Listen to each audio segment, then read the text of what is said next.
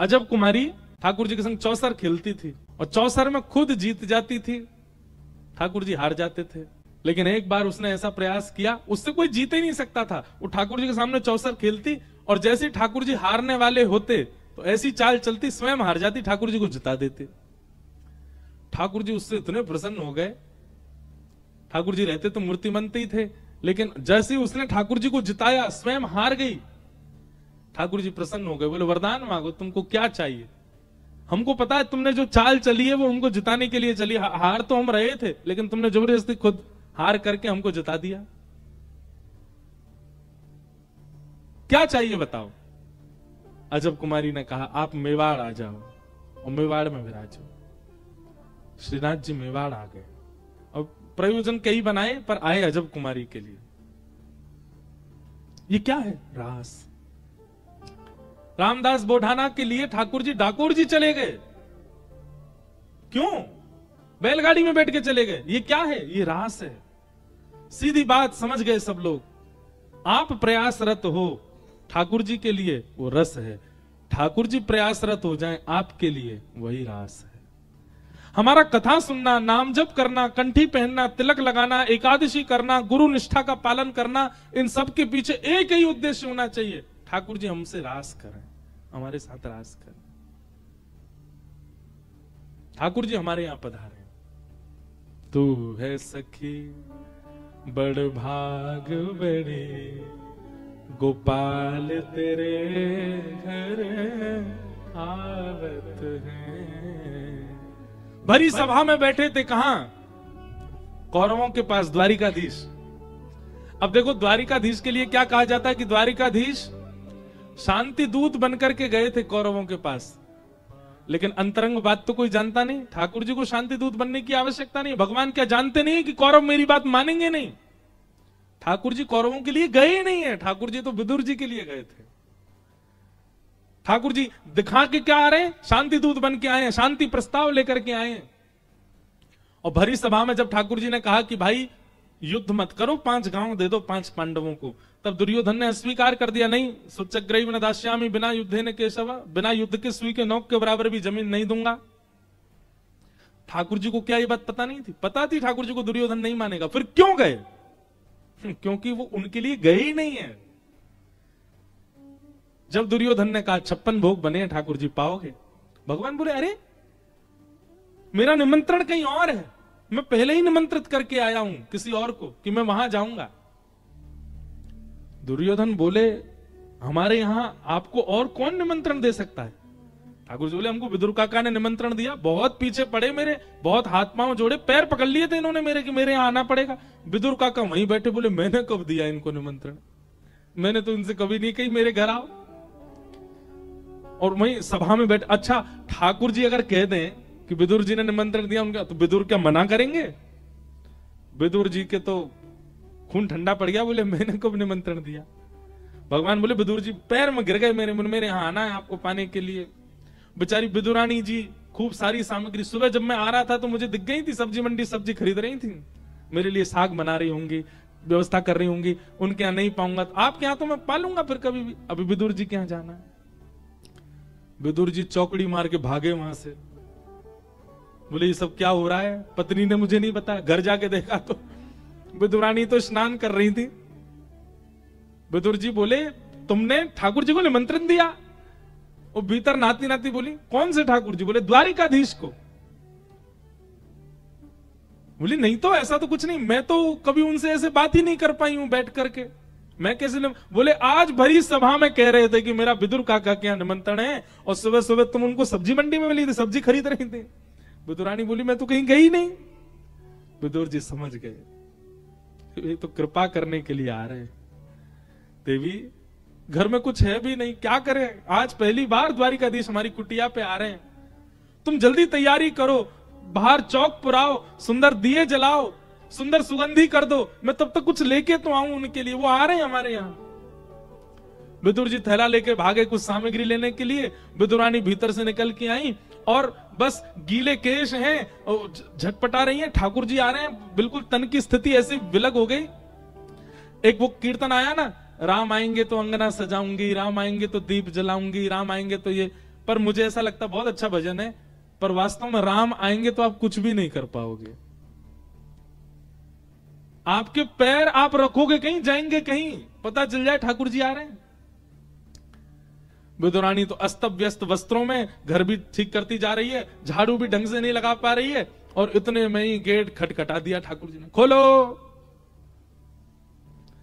दौड़ करके जैसे ही गई विदुरानी और जैसे ही द्वार खोले हैं, शंख चक्र गदा पद्मधारी कमल नयन भगवान, कमल मुख, सुंदर सुंदर मुकुट धारण करके, आहा चंदन की सुगंधी महक रही है, मंद मंद बांकी मुस्कान से खड़े हैं और विदुरानी जी को दर्शन दे रहे हैं। विदुरानी जी देख करके 2 बार तो बेहोशी आई उनको, ठाकुर जी ने संभाला, काकी जी बहुत जोर की भूख लगी, कुछ खिलाओ। इसे क्या कहते हैं? ये है रास, ये रस नहीं है, ये क्या है? रास। तू है सखी बड़ भाग बड़ी, नंदलाल तेरे घर आवत है। और उसमें भी अब आप कहोगे महाराज जी कैसे? प्रसाद कौन है? प्रसाद ठाकुर जी तो हैं। ये प्रसाद के रूप में आपके घर आ रहे हैं, अपने जनों के रूप में आपके घर आ रहे हैं। और एक और बात कहूं, अपनी याद के रूप में आपके घर आ रहे हैं। ये सब रास है। आप बैठे हो मुंबई में, बैठे बैठे नेत्र बंद हो जाएं, ठाकुर जी की याद आने लग जाए, कमल नयन कमल मुख, कैसे सुंदर श्री ठाकुर जी, द्वारिका की याद आने लग जाए, समझो ठाकुर जी आ रहे हैं, ये रास हो रहा है। तू है सखी बड़ भाग बड़ी, गोपाल तेरे घर आवत है। तू है सखी गाओ, भाग बड़ी, गोपाल तेरे घर आवत है।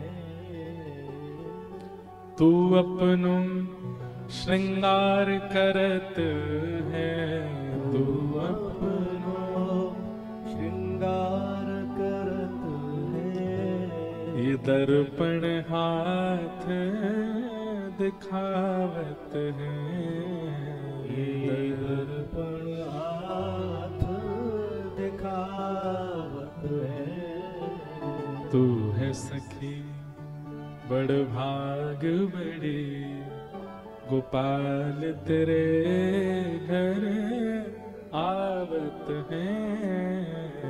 तू है सखी बड़ भाग बड़ी, गोपाल तेरे घर आवत है। हमारे महाराष्ट्र में एक हुई जनाबाई, जनाबाई का नाम सुना? उनके संग रास करते थे श्री पंडरीनाथ भगवान। जनाबाई पंढरपुर गई, एकादशी के दिन छोटी सी थी, और उनका ऐसा था कि पंढरपुर जाऊं और कभी लौट के ना आऊं। तो अति भीड़ होने के कारण माता पिता से हाथ छूट गया। तो वैसे तो बालक माता पिता से दूर होने पर रोते हैं, पर जनाबाई तो नाच रही थी, बोले बहुत अच्छा हुआ, अब यहीं रहूंगी, नित्य पंडरीनाथ के पास ही रहूंगी। बैठी थी चंद्रभागा जी के तट पर और रो रही थी। इसलिए नहीं कि माता पिता दूर हो गए, हे पंडरीनाथ कब मिलोगे, हे विठल मुझे कब मिलोगे, विठल मुझसे कब मिलेगा, विठल मेरा कब होगा, विठल मेरे पास कब आएगा, रोती जा रही है। बहुत सुंदर चरित्र है श्री जनाबाई जी का। तब आप नामदेव महाराज जी के यहां गई, वहां रह करके आप उनके यहां सेवा करती, पूरे घर की सेवा करती, सबकी सेवा करती। और जब सब निवृत्त हो जाती तब रात में चक्की पीसते पीसते पंडरीनाथ को याद करती, विठलनाथ को याद करती। एक दिन ठाकुर जी आपके इस भाव पर इतने रीझ गए, ठाकुर जी आ गए और ठाकुर जी इतने भावुक हो गए, पूरे दिन पूरे घर की सेवा करती है, सबके लिए भोजन बनाती, सबका बर्तन मांजती, सबके कपड़े आदि व्यवस्थित करती, और सबसे निवृत्त होकर रात में चक्की पीसती और मेरे को याद करती है। बहुत थक गई होगी, इसको थोड़ा आराम मिल जाए। ठाकुर जी सामने बैठ गए और जनाबाई जो चक्की पीस रही थी उसी पे अपना हाथ रख के ठाकुर जी पिसवाने लगे। जनाबाई को थोड़ा आराम सा लगने लगा, हाथ में चक्की चल रही थी, धीमे धीमे हाथ छूट गया, थोड़ी सहज सी हो गई, तभी देखा चक्की तो अपने आप चल रही है। नेत्र खोल करके देखा तो साक्षात पंडरीनाथ सामने बैठे और बैठ करके चक्की पिसवा रहे जनाबाई के साथ।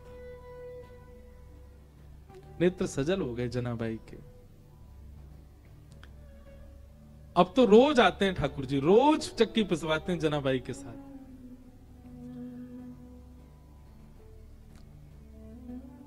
और ऐसे नहीं, ठाकुर जी आते अपने आभूषण उतार करके धर देते, क्योंकि आभूषण पहन के नहीं हो पाता था, आभूषण उतार के रखते, बढ़िया हाथ पांव बिल्कुल पीतांबरी ऊपर करके अच्छे से चक्की पिसवाते जनाबाई के साथ। इसे क्या कहते हैं? ये रास है। हम कथा इसीलिए सुन रहे हैं कि हम रास की स्थिति में जा सकें, हमें भी कभी रास का अनुभव हो। रास का मतलब नृत्य नहीं होता, पर हां जब रास होगा तो नृत्य करने लगोगे। जब ठाकुर जी आ जाएंगे सहज भाव से तो फिर क्या करोगे? फिर तो नृत्य ही बनेगा।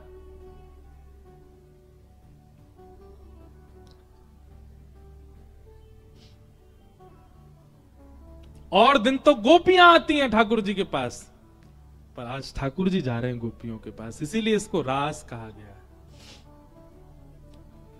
भगवान ने, और ऐसा नहीं थोड़ा बहुत रास किया, 6 महीने की रात्रियों को आमंत्रित किया वृंदावन में। रास को समझना बहुत सामान्य बात नहीं है, अच्छे अच्छों की मति घूम जाती है। 6 महीने की रात्रियों को आमंत्रित किया भगवान ने। 6 महीने तक ब्रजवासी सोते ही रहे, रात ही रही और ठाकुर जी का रास चलता रहा। ऐसी योग माया, मतलब देते भी हैं तो नैकाद नहीं देते, पूरा पूरा देते हैं। मैं एक बात कहता हूं, हमारे ठाकुर जी की गणित बहुत कच्ची है। ठाकुर जी को केवल 2 ही चीज आती है गणित में, सब्सट्रैक्शन और एडिशन, बस यही आता है। जोड़ भाग ये सब तो आते ही नहीं है ठाकुर जी को। मल्टीप्लिकेशन डिवाइडेशन ये सब बोल दिया ना, ठाकुर जी कहेंगे ओ भैया मेरी मैया ने मुझे विद्यालय ना भेजो, ये सब मत बोले, इतनो भाग इतनो जे, पूरो पूरो दो, पूरो पूरो लियो, इतनो ही आवे, बिल्कुल मत दो, बिल्कुल मत लियो। मोए अगर देनो चाहो तो पूरो दे दो और मुझे पूरा ले लो। आप कहो महाराज ठाकुर जी आपका 20%, मन हमारा आपके प्रति 20%, बाकी का 80% परिवार में। ठाकुर जी कह रहे हैं 20 हम पे नहीं आते, हम पे तो या तो 0 आता है या 100 आता है, इसके अलावा और कुछ नहीं आता।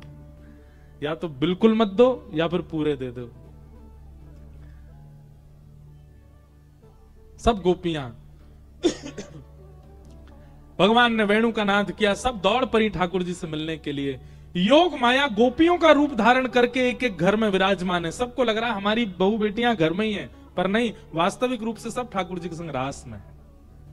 भगवान के समीप पहुंची, ठाकुर जी ने वेणु वाद्य पूर्ण करके गोपियों से कहा अपने आने का कारण बताओ। गोपियां बोली आपने निमंत्रण दिया था, और निमंत्रण देने के बाद अभी वंशी में भी आपने क्लीम शब्द बोल करके, ध्वनि नहीं बची है, शब्द था, अरे चल गोपी तेरी प्रतीक्षा कर रहे हैं ठाकुर जी, और हम सब छोड़ छाड़ के आ गए, तुमसे कह रहे हो क्यों आई हो, आपने ही तो बुलाया था। भगवान ने यहां पर परीक्षा लेने के लिए 10 श्लोकों में गोपियों से कहा चली जाओ। गोपियों ने उत्तर में 11 श्लोकों में प्रणय गीत गाया। मैं वंबे मोरहति भवान गदितुम निशंसम संतज्ज सर्व विषयांस्तव पादमूलम भक्ता भजस्व दुर्वग्रहमात्यजास्मा देवो यथादि पुरुषो भजते मुमुक्षु। गोपियों ने स्तुति गाई, ठाकुर जी ने उनके साथ रास किया, पर रास करते करते गोपियों को अभिमान हो गया। ठाकुर जी जब सरल हो जाते हैं, सहज हो जाते हैं, तो हम में कहीं ना कहीं सूक्ष्म अभिमान आ जाता है। हम तिलक लगाते हैं, कंठी पहनते हैं, कथा सुनते हैं, कथा सुनाते हैं, इसका भी हमको अभिमान हो जाता है। देखो 7 दिन 3 घंटे रोज एक आसन पर बैठ के मैंने कथा सुन ली, ये भी एक अभिमान है। मैं बिना तिलक के नहीं रहता, ये भी एक अभिमान है। मैं ऑनियन गार्लिक नहीं खाता, ये भी एक अभिमान है। मैं रोज गीता जी का पाठ करता हूं, ये भी एक अभिमान है। इतना सूक्ष्म अहमत्व भी ठाकुर जी को प्रिय नहीं है। अहम शून्य बनना पड़ेगा उनकी प्राप्ति के लिए। गोपियों के लिए ठाकुर जी जैसे सहज हुए तो गोपियों को अभिमान हो गया, हम बहुत सुंदर हैं, इसलिए हमारे रूप पर ठाकुर जी मोहित हो गए। ठाकुर जी बोले, अरे गोपियों, पूतना की सुंदरता पर सब मोहित हो गए थे। तब मैंने तो आंख खोल के भी नहीं देखा, तब तुमको पता नहीं चला कि मुझे रूप नहीं प्रभावित कर सकता। मुझे ऐसा लगता है कि हमारे ठाकुर जी एक ही रूप में क्यों रहते हैं, वो मूर्तिमंत क्यों रहते हैं? क्योंकि उनको हमारे मान की रक्षा करनी है, कहीं हमको अभिमान ना हो जाए। गोपियों को जैसे ही मान हुआ, ठाकुर जी को बहुत पीड़ा हुई। बंधुओं, प्रेमी को पीड़ा हो ऐसी क्रिया कभी मत करो। ठाकुर जी को आपके क्रोध से पीड़ा नहीं आएगी, आपके लोभ से पीड़ा नहीं आएगी, आपके काम से भी उनको पीड़ा नहीं आएगी। पर आप जब अहम करते हो तब ठाकुर जी को बहुत पीड़ा होती है। अहम क्यों? क्या तेरा कोई अस्तित्व है? ठाकुर जी बोलते हैं तू किस बात का अभिमान कर रहा है? तुम हो कुछ भी नहीं है, सब कुछ मेरी कृपा से है, फिर भी तुमको अभिमान, अहमत्व नहीं। द्वारिकाधीश मंदिर में 56 भोग कराइए, ध्वजा जी चढ़वाइए, ठाकुर जी का श्रृंगार बनवाइए, पर उसमें लेश मात्र भी ऐसा विचार नहीं करना है कि ये मैंने कराया है, ये मेरे द्वारा हुआ है। हमने बहुत अच्छा सूत्र लिया, हम जो भी कुछ कराते हैं सब में लाल जी का नाम है। पद कौन लिख रहे हैं? बोले लाल जी। ध्वजा जी कौन करवा रहे हैं? लाल जी। भंडारा कौन ने करवाया? लाल जी। कथा कौन करवा रहे हैं? लाल जी। सब में लाल जी आगे। और फिर आप आनंद देखना, सब में लाल जी को आगे करो। अपने ठाकुर जी को एक नाम रख दो, उनके नाम से ही सारे ट्रस्ट फर्म सब कुछ हुआ। मैं लाल जी कमाई कर रहे हैं, लाल जी कर रहे हैं, लाल जी सब हो रहा है। पर भैया हाथ जोड़ के विनती, कोई गलत क्रिया करने वाले भगवान का नाम मत रख देना, हमारे लाल जी करवा रहे हैं सब। कोई जुआ खेलने जाए, पूछे भाई तो क्या किस नाम से जुआ खेलोगे? गिरधर लाल जी के नाम से खेलेंगे। ठाकुर जी महाराज वैसे तो वंशी वारे हैं, पर ऐसे वारे के लिए सुदर्शन ले लेंगे हाथ में। ऐसा नहीं करना। तो अहम ठाकुर जी को प्रिय नहीं। गोपियों को जैसी अहम हुआ, ठाकुर जी वहां से अंतर ध्यान हो गए। तो कहते हैं गोपियों को अहम क्यों हुआ? क्योंकि गुरु विहीन होकर के गोपियां गई हैं। गुरु क्यों आवश्यक है? ताकि भगवत सेवा में आपसे कोई अपराध ना बने, इसलिए गुरु का संग होना बहुत जरूरी है। गोपियां बिना गुरु के ही भगवत लीला में प्रवेश कर गई हैं। गुरु कौन है? किशोरी जी, हमारी राधा रानी। तब गोपियां सब विहार करते हुए, विहरण करते करते करते, रास पंचाध्यायी बहुत विस्तृत है और बहुत कठिन है समझना, इसलिए मैं केवल सूक्ष्म में ही कह रहा हूं। गोपियां किशोरी जी के पास गई और किशोरी जी ने कृपा की, तब गोपियों ने गोपी गीत गाया। हम द्वारिकाधीश के चरणों में बैठे हैं, 2-4 श्लोक गोपी गीत के गा दें और फिर उसके बाद महारास होगा। जयति तेधिकं जन्मना व्रज श्रयत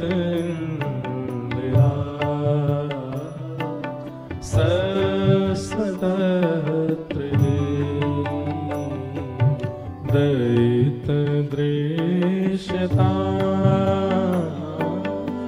दीक्षुता स्त्वैधृता सब स्वां विचिन्वते शरदुदाशये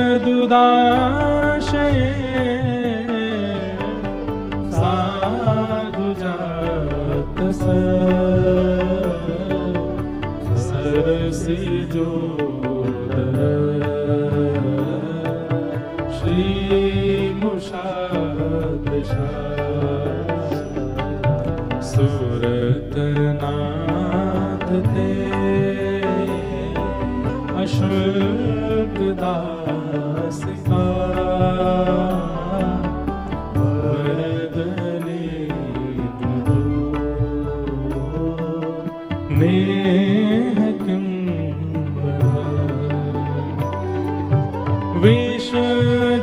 जलाप्यया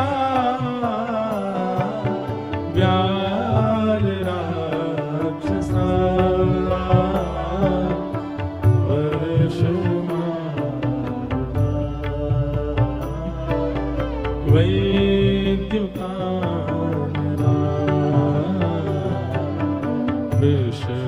मयात्मजा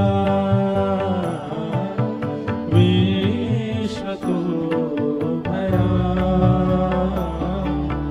वृषभते वयं रक्षिता न खलु गोपिका नंदनो भवान् अखिल देहा अंतरात्मा विघ्न साधितो विश्वगुप्तये सखोदेवा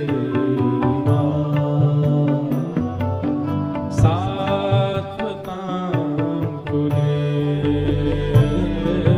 सात्वतां कुले सात्वतां कुले यत्ते सुजात चरणां गुरुहं स्तनेषु भीतासनै प्रियदधीमहि कर्कशेषु तेनाटवीमटसि तत् व्यथतेन किंस्वे कूर्पादिभिर् भ्रमतिधे भवदायुषाम। गोपियों ने गीत गाया। भैया ठाकुर जी की पावे की इच्छा यदि हो, नहीं पाने की इच्छा तो कोई ऐसी बात नहीं है, पर पाने की प्रगाढ़ इच्छा यदि चित्त में हो तो गाना प्रारंभ कर दो, गाना प्रारंभ कर दो। ठाकुर जी को गाना बहुत प्रिय है, गीत से ही मिले हैं। भागवत में तो इतने गीत हैं, 7 गीत हैं, रुद्र गीत, वेणु गीत, गोपी गीत, युगल गीत, भ्रमर गीत, ऐल गीत, भिक्षुक गीत, ये सारे गीत हैं। और गीत गाकर के ही ठाकुर जी को प्राप्त किया है। जो गाएगा सो पाएगा, और जिसने गाया उसी ने पाया। इसलिए गाना प्रारंभ करो। गाने का मतलब स्वर नहीं है, गाने का मतलब बहुत अच्छा गाओ, ऐसा नहीं। भाव लिख करके केवल प्रस्तुत भी तो किए जा सकते हैं, वो भी गाना है। कुछ ना कुछ लिखना प्रारंभ करो। ठाकुर जी के प्रति क्या भाव आते हैं आपके चित्त में? हमने कल एक भाव सुनाया था ना, ब्रज को गोपाल बनो राजाधिराज, ब्रज को गोपाल बनो राजाधिराज। ऐसे लिखो। हम तो ऐसे चलते फिरते ठाकुर जी कृपा से बना देते कुछ भी भाव। गोपियों ने गोपी गीत गाया, और गीत विश्राम होते ही इति गोप्या प्रगायन्त्यः प्रलपस्त्यंश्च चित्रधा रुरुदुस्वस्वरं राजन् कृष्ण दर्शन लालसा। कृष्ण दर्शन लालसा, कृष्णोपासन लालसा, ये 2 बातें। ब्रज में जाओ कृष्ण दर्शन लालसा से, और द्वारिका में आओ कृष्णोपासन लालसा। द्वारिका उपासना पद्धति सिखाएगा। और उपासना किसे कहते हैं? उप आसनम, थोड़ी नजदीकी। बुरा नहीं मानना द्वारिका वाले भागवत जी में ही लिखा है, द्वारिका थोड़ा समीप ले जाएगा। भाई राजा के ज्यादा समीप जा भी नहीं सकते आप, राजा का तो पहले ही परकोटा होता है। तो द्वारिका उपासना सिखा देगा, मतलब थोड़ा समीप ले जाएगा। पूर्णता नहीं मिलेगी, पूर्ण समीपता नहीं देगा। मतलब ठाकुर जी के अंग रक्षक बन जाओगे, ठाकुर जी को देखे हुए को मिल जाएगा, ठाकुर जी के पास खड़े हुए को मिल जाएगा, भोजन प्रसाद बनाने को मिल जाएगा, श्रृंगार भी मिल जाएगा, पर आलिंगन नहीं मिलेगा। यहां उपासना सिखाई जाती है। भागवत जी कह रही हैं, गोविंद भुजगुप्तायाम द्वारवत्वाम कुरुद्वः अवासीत नारदो भिक्षणम कृष्णोपासन लालसा। और वृंदावन क्या करता है? इति गोप्या प्रगायन्तः प्रलपन्त्यश्च चित्रधा रुरुदुः स्वस्वरं राजन् कृष्ण दर्शन लालसा। कृष्ण दर्शन प्रदान कर सकता है वृंदावन। पर द्वारिका में आपको 56 भोग लगाने पड़ेंगे, द्वारिका में आपको ध्वजा करनी पड़ेगी, द्वारिका में आपको स्वर्ण के आभूषण बनवाओ ठाकुर जी के, ठाकुर जी का खूब मनोरथ करो, तब जाके ठाकुर जी उपासना प्रदान करेंगे। वृंदावन में तो रोना पड़ेगा। रुरुदुस्वसमराजन। वृंदावन में ठाकुर जी आप 56 भोग लगा रहे हो नहीं देखेंगे, ध्वजा लगा रहे हो नहीं देखेंगे, चांदी का सिंहासन दे रहे हो नहीं देखेंगे, सोने की आभूषण दे रहे हो नहीं देखेंगे, फूल बंगला बनवा रहे हो नहीं देखेंगे। आप व्याकुल होकर के कितने विरही होते हो ठाकुर जी वो देखते हैं वृंदावन में। तो रुरुदुस्वस्वरम राजन कृष्ण दर्शन लालसा। एक नया प्रसाद मिला द्वारिका में आज। ये बात वृंदावन तो विरह देता है, और वहां विरह से ही ठाकुर जी मिलते हैं। वहां खर्चा ही विरह का करोगे तब ठाकुर जी मिलेंगे। गोपियों ने गा करके जब विरह आतुर होकर के रुदन करने लगी गोपियां, इतने में ही क्या हुआ?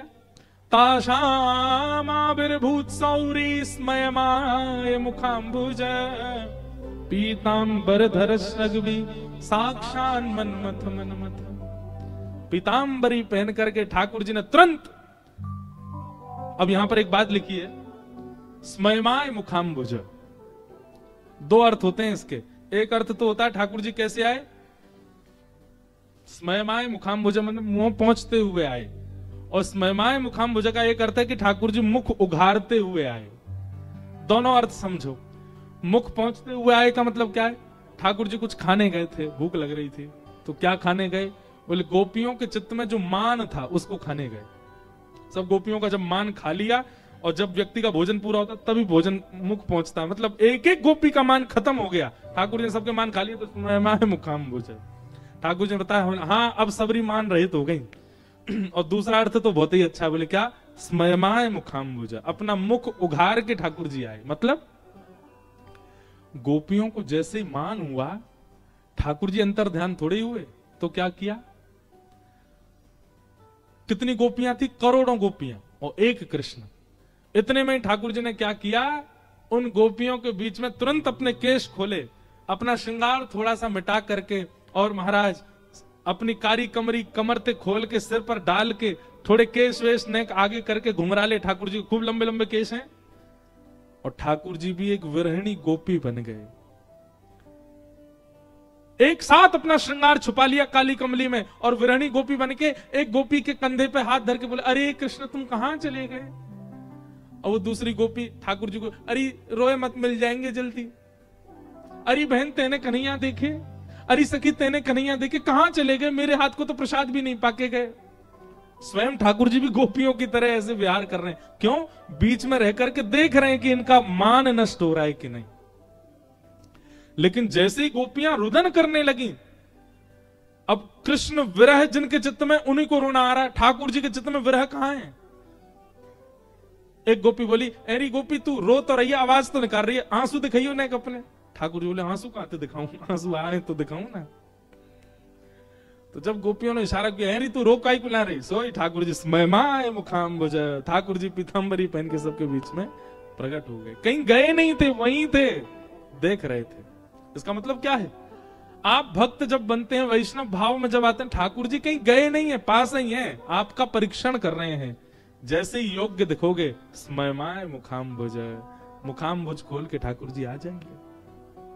गोपियों ने सबने ठाकुर जी को पकड़ लिया, और जितनी गोपी थी उतने रूप ठाकुर जी ने धारण कर लिए।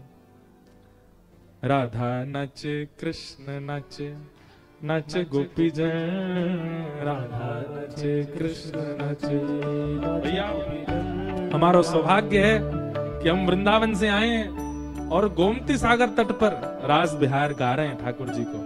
इसलिए सब लोग ये भाव रखो कि हम भी एक गोपी हैं, और श्री द्वारिकाधीश की भुजा पकड़ के हम भी उनके साथ नृत्य कर रहे हैं। वैसे देखो, हम नृत्य के लिए कोई प्रेरणा नहीं देते, पर इस रास में तो नृत्य करना पड़ेगा सबको। और रास में जो नृत्य करेगा उसको 84 लाख योनियों में नृत्य नहीं करना पड़ता था। लेकिन नाचने की भावना से नृत्य मत कीजिएगा, नेत्र बंद करके भाव रखो कि श्री श्याम सुंदर के साथ हम नृत्य कर रहे हैं।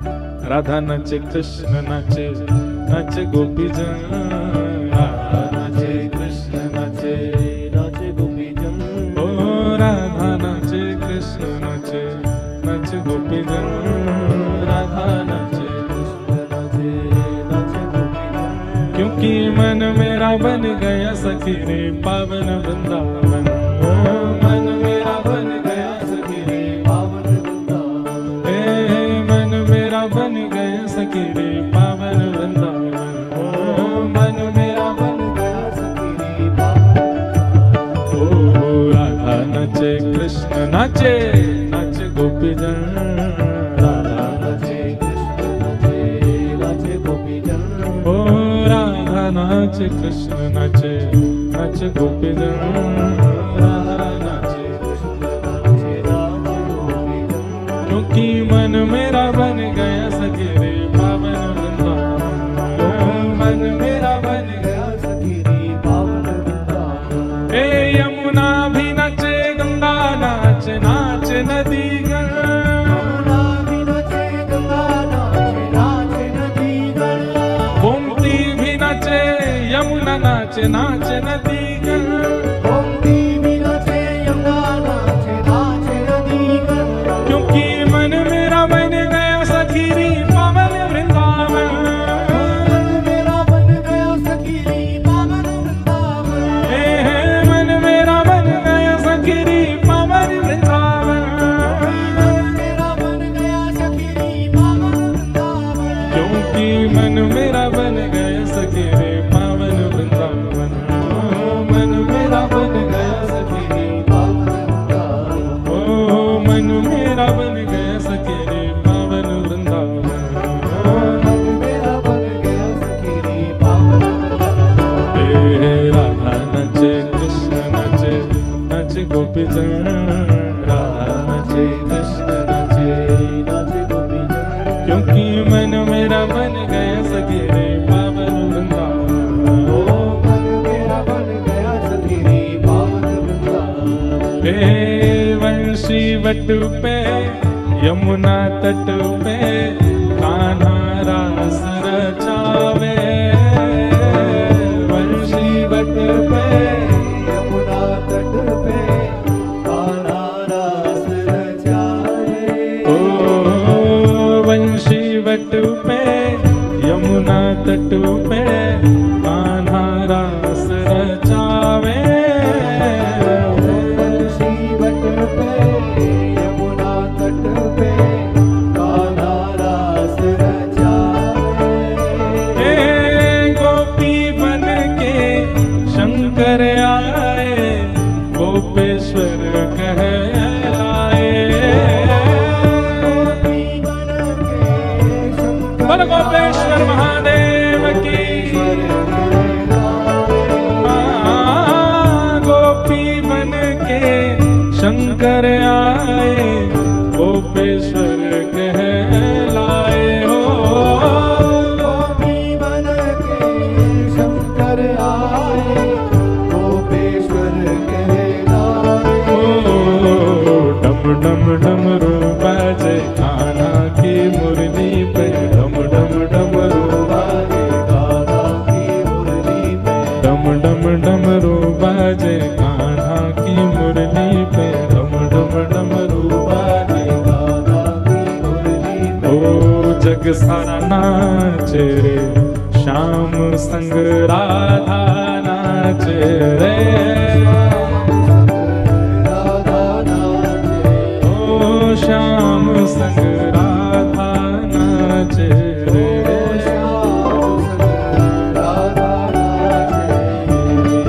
ओ राधा नाचे कृष्ण नाचे नाचे गोपी जन। राधा नाचे कृष्ण नाचे नाचे गोपी जन। हे राधा नाचे कृष्ण नाचे नाचे गोपी जन। राधा नाचे कृष्ण नाचे नाचे गोपी जन। क्योंकि मन मेरा बन गया सखी रे पावन वृंदावन। मन मेरा बन गया सखी रे पावन वृंदावन। क्योंकि मन मेरा बन गया सखी रे पावन वृंदावन। मन मेरा बन गया बलरासाश्वर भगवान की।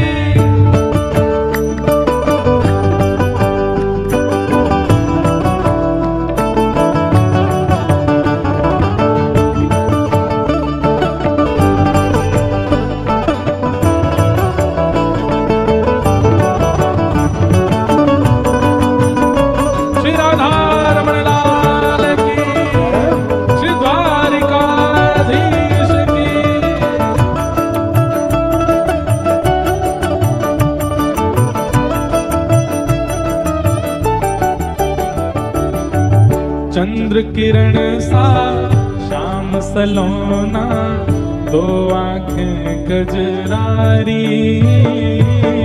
चंद्र किरण सा श्याम सलोना, दो आंखें गजरारी। ओ चंद्र किरण सा श्याम सलोना, दो आंखें गजरारी। चंद्र किरण सा श्याम सलोना, दो आंखें गजरारी। ठुमक ठुमक नाचे गोपियन के संग, जग का पालन हारी। ठुमक नाचे गोपियन के संग, जग का पालनहारी। ओ ठुमक ठुमक नाचे गोपियन के संग, जग का पालन हारी। ठुमक नाचे गोपियन के संग, जग का पालनहारी। द्वारिकाમાં કોણ છે? રાજા છોડ છે, દ્વારિકામાં કોણ છે? રાજા છોડ છે, રાસનો ગોપાલ છે, રાજા છોડ છે, ગાયોનો ગોપાલ છે, રાજા છોડ છે, વૃંદાવન કૃષ્ણ છે, રાજા છોડ છે, બ્રજવાસન પ્રાણ છે। રાજા છોડ છે, દ્વારિકામાં કોણ છે? મંદિરમાં કોણ છે? સુદામાનો મિત્ર છે, સુદામાનો મિત્ર છે, જગત પાલનહાર છે, જગત પાલનહાર છે, ગિરવર ગોધારી છે, ગિરિવરનો ધારી છે। દ્વારિકામાં કોણ છે? દ્વારિકામાં કોણ છે? રાસનો ગોપાલ છે, ગ્વારિયાનો લાલ છે, યશોદાનો લાલ છે, વ્રજનો ગોપાલ છે, ગાયોનો ગોવાલ છે, વ્રજનો લાલ છે।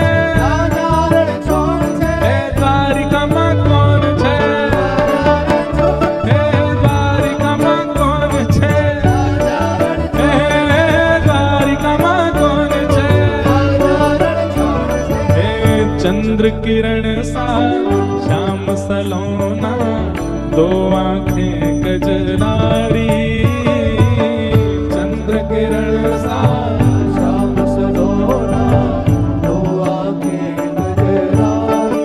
ओ ठुमक ठुमक नाचे गोपियन के संग, जग का पालन हारी। ठुमक नाचे गोपियन के संग, जग का पालनहारी। ओ रास बिहारी संग राधा सुकुमारी, रास बिहारी संग राधा कुमारी, रास बिहारी संग राधा सुकुमारी, रास बिहारी संग कुमारी। ओ ब्रज में विराज रे, श्याम संग राधा नाचे रे, राधा नाचे। ओ श्याम संग राधा नाचे, श्याम संग राधा नाचे, ओ श्याम संग राधा नाचे, श्याम संग राधा नाचे, हे श्याम संग राधा नाचे। श्याम संग राधा नाचे। यमुना किनारे महारास रचो है, यमुना किनारे महारास रचो है, आज गोमती किनारे महारास रचो है, गोमती किनारे महारास रचो है, आज यमुना किनारे महारास रचो है। यमुना किनारे महारास रचो है,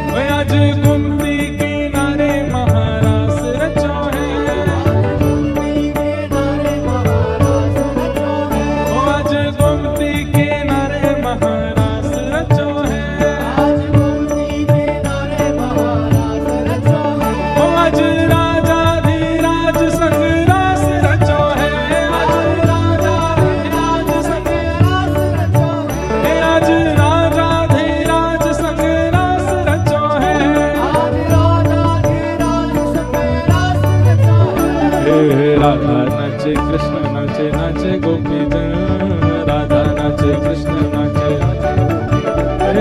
राधा नाचे कृष्ण नाचे नाचे गोपी जन, राधा नाचे कृष्ण नाचे नाचे गोपी जन। क्योंकि मन मेरा बन गया सगिरे पावन वृंदावन, मन मेरा बन गया सगिरे पावन वृंदावन, मन मेरा बन गया सगिरे पावन वृंदावन, सूरज भी नाचे चंदा नाचे नाचे तारा गण, सूरज भी नाचे चंदा नाचे नाचे तारा गण, सूरज भी नाचे चंदा नाचे नाचे तारा गण, सूरज भी नाचे चंदा नाचे नाचे तारा गण। ब्रह्मा भी नाचे शंकर नाचे नाचे देवगण, ब्रह्मा भी नाचे शंकर नाचे नाचे देवगण, हाँ ब्रह्मा भी नाचे शंकर नाचे नाचे देवगण, ब्रह्मा भी नाचे शंकर नाचे नाचे देवगण। क्योंकि मन मेरा बन गया सकीरी पावन वृंदावन, मन मेरा बन गया सकीरी पावन वृंदावन, मन मेरा बन गया सकीरी पावन वृंदावन, मन मेरा बन गया सकीरी पावन वृंदावन। यमुना किनारे महारास रचो है, यमुना किनारे महारास रचो है, आज गोमती किनारे महारास रचो है, गोमती किनारे महारास रचो है, राजाधिराज संग रास रचो है, राजाधिराज संग रास रचो है, आज राजाधिराज संग रास रचो है, राजाधिराज संग रास रचो है। जय राधे राधे राधे राधे श्री राधे राधे राधे राधे, विश्वभानु दुलारी राधे राधे, श्री कृष्ण प्यारी राधे राधे, श्री कृष्ण प्यारी राधे राधे, श्री कृष्ण प्यारी राधे राधे, जय राधे राधे राधे राधे श्री राधे राधे राधे राधे, जय राधे राधे राधे राधे श्री राधे राधे राधे राधे, जय राधे राधे राधे श्री राधे राधे राधे राधे, जय राधे राधे राधे राधे श्री राधे राधे राधे, जय जय राधे राधे श्री राधे राधे राधे, राधे राधे राधे श्री राधे राधे, जय जय श्री राम, जय जय श्री राम, जय जय श्री राम।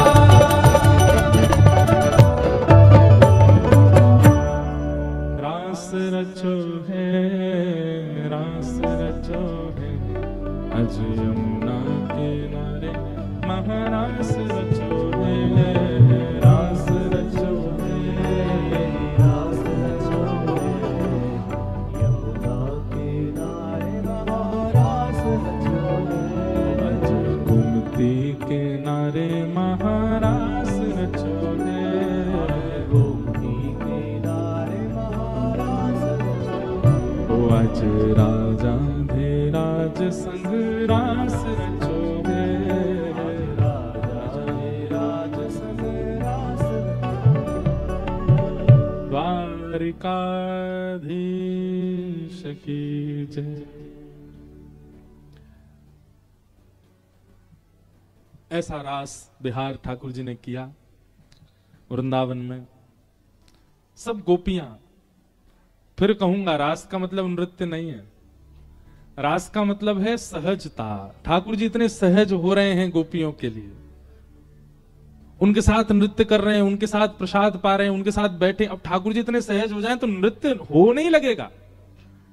मानव को जब आनंद की अतीत में प्रवेश करता है तो उसका तन थिरकता ही है, ना नाचना जानने वाला भी नाचने लगता है।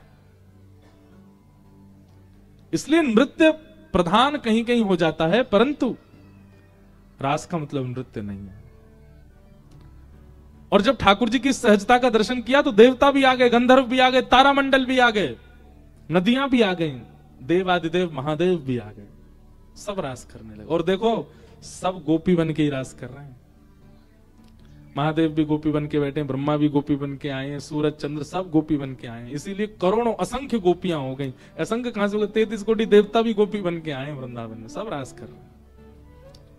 सबके लिए ठाकुर जी सहज हो गए।